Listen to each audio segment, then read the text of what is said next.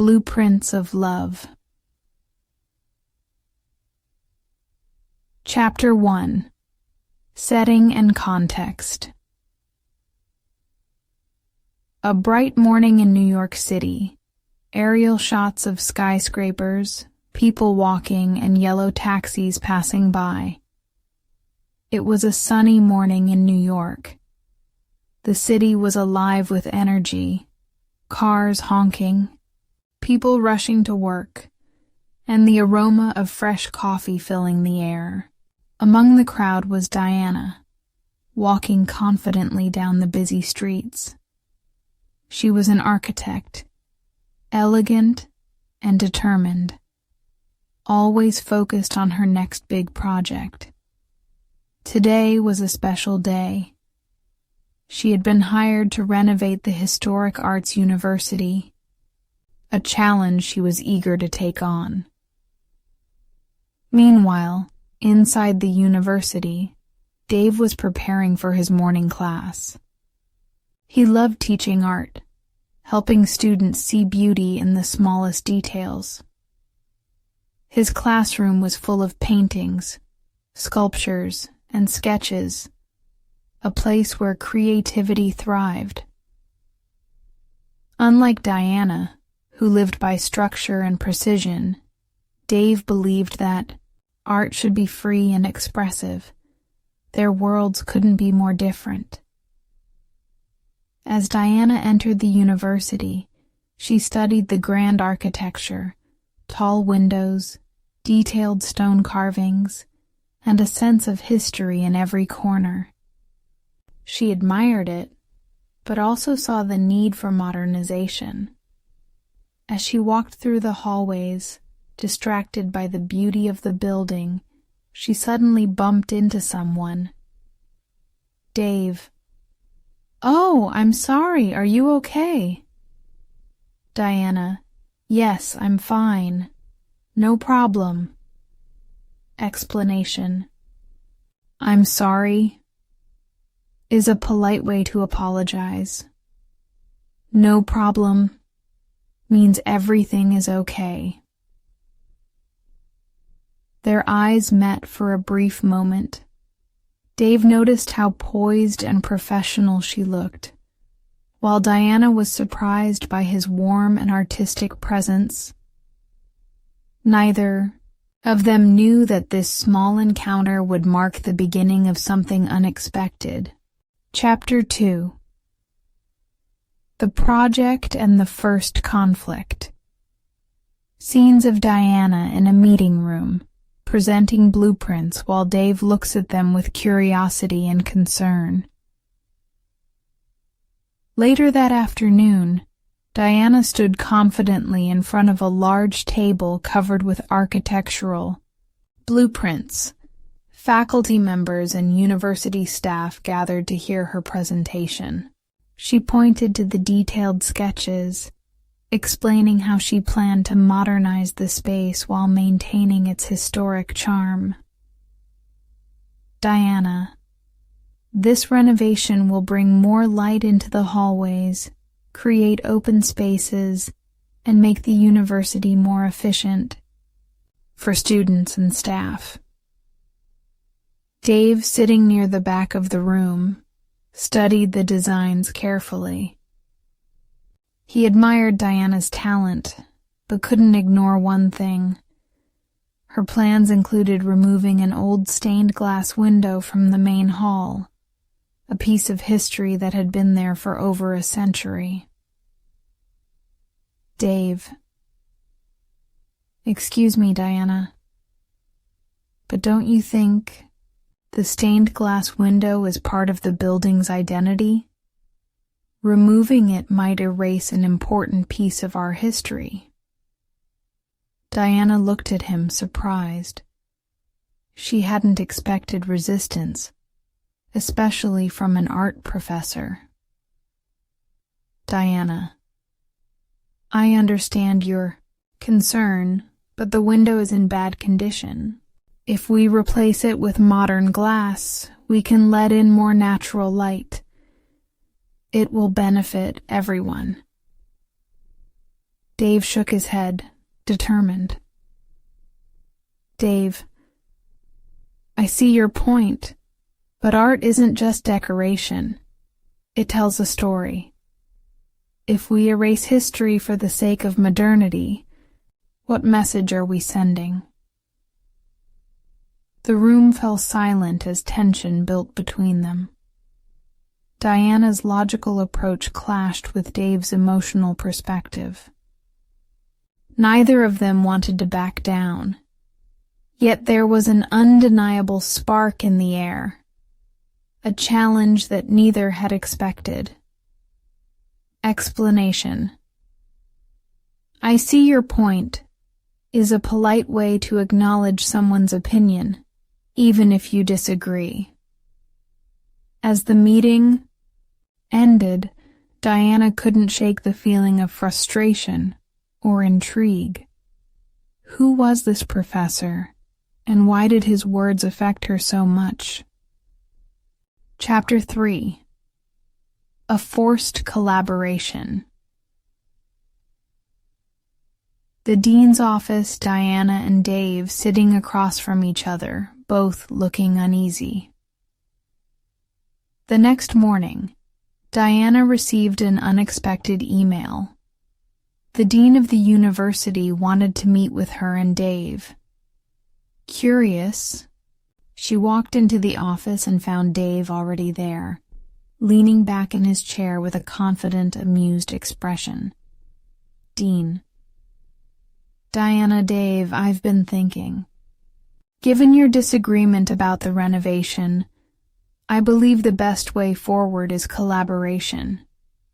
Diana, you will work closely with Dave to ensure we honor both modernity and tradition. Diana's eyes widened. Work with him? The man who had just challenged her entire vision? Diana. I appreciate the idea, but I think my plan is already well structured. Dave.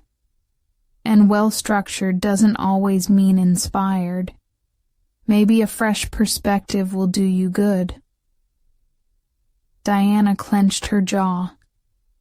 She didn't like being questioned, but she wasn't one to back down from a challenge. Diana. Fine, but let's be clear. This is a professional collaboration. Dave. Of course. Strictly professional. Explanation. Strictly professional means there are no personal feelings involved, only business. As they left the office, Diana sighed. This was going to be more complicated than she thought. Dave, on the other hand, was already smiling. He enjoyed a challenge, and Diana was proving to be an interesting one. Chapter 4. Clashing Visions, Unexpected Moments. Scenes of Diana and Dave walking through the university, discussing design ideas, sometimes agreeing, often disagreeing. The collaboration started with tension. They spent the next few days walking through the university, examining spaces and debating design choices. Diana. The classrooms need more space. I suggest removing some interior walls. Dave. But those walls have murals painted by students from the past 50 years. If we take them down, we lose a piece of the university's soul. At first, their conversations were filled with frustration. Diana saw problems. Dave saw history. Diana sought efficiency. Dave sought beauty. But as the days passed, something shifted. In between their disagreements, they found themselves sharing small moments, laughing at a ridiculous sculpture a student had left in the hallway, appreciating a sunset through the old stained glass window, even pausing to listen to a violinist playing in the courtyard. One evening, as they stood in the main hall, Dave gestured toward the window.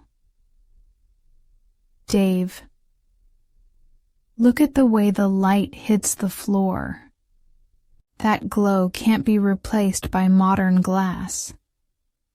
For the first time, Diana didn't have a quick response. Instead, she simply looked. Really looked. Maybe, just maybe, there was more to design than just structure. Chapter 5. A Compromise and a New Beginning. The main hall, late afternoon, sunlight streaming through the stained glass window, Diana and Dave standing side by side, deep in thought. Weeks had passed since Diana and Dave were tasked with their unlikely collaboration. What started as a battle of wills slowly transformed into something more meaningful. A series of small but significant lessons in perspective, patience, and understanding. Though they still had their share of disagreements, they began to appreciate each other's passion. This evening, they stood together in the main hall, staring at the stained glass window that had caused so much tension between them. Diana had brought her revised blueprints, and Dave carried one of his students' sketches. Both were silent, but it wasn't an awkward silence. It was the kind of quiet that allowed them to reflect. Diana, breaking the silence, "I've been thinking. Maybe there's a way to honor the past while still moving forward." Dave turned to her, his eyebrows lifting in curiosity. It was the first time she had openly acknowledged his concerns.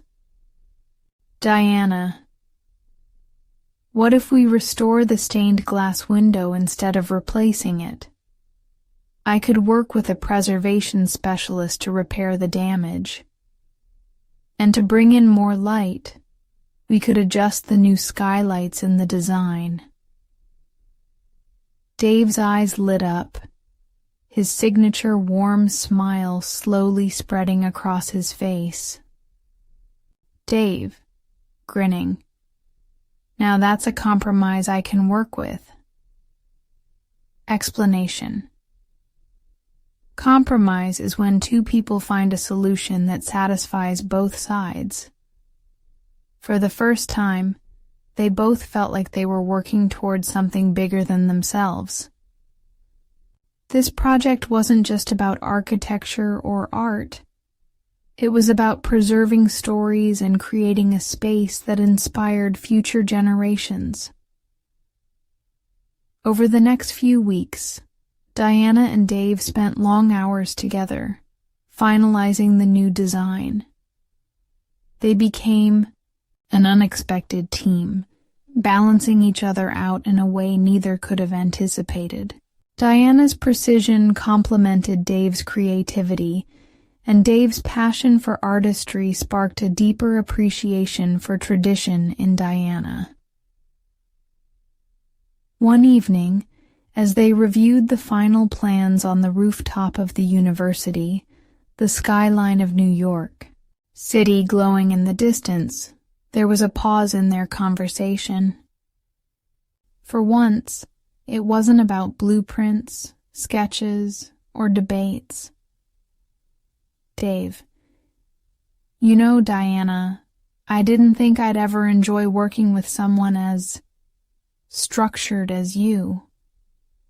Diana, smirking. "And I didn't think I'd survive working with someone as stubborn as you." They both laughed, the tension that defined their early meetings now replaced by something warmer. Dave looked at her, his tone softening. Dave. So, what happens after this project ends? Diana hesitated, caught off guard by the question. She had been so focused on finishing the renovation that she hadn't considered what came next, or how she'd feel about not seeing Dave every day. Diana, looking at him. I guess that depends. Are you willing to collaborate on something more personal? Dave's smile widened. Dave, playfully. Only if we call it a strictly professional collaboration. They both laughed again, the kind of laugh that hinted this was only the beginning of a new chapter. Not just for the university, but for them as well. The camera zooms out, showing the completed design sketch on the table. The stained glass window shines brightly in the background as Diana and Dave stand side by side, their journey just beginning. Closing narration by Anna. And that's how Diana and Dave found not only a compromise but a connection they never expected. Learning English through stories like theirs doesn't just teach us words. It shows us how to navigate life's challenges, build relationships, and find common ground even when we disagree. See you in the next lesson. Bye for now.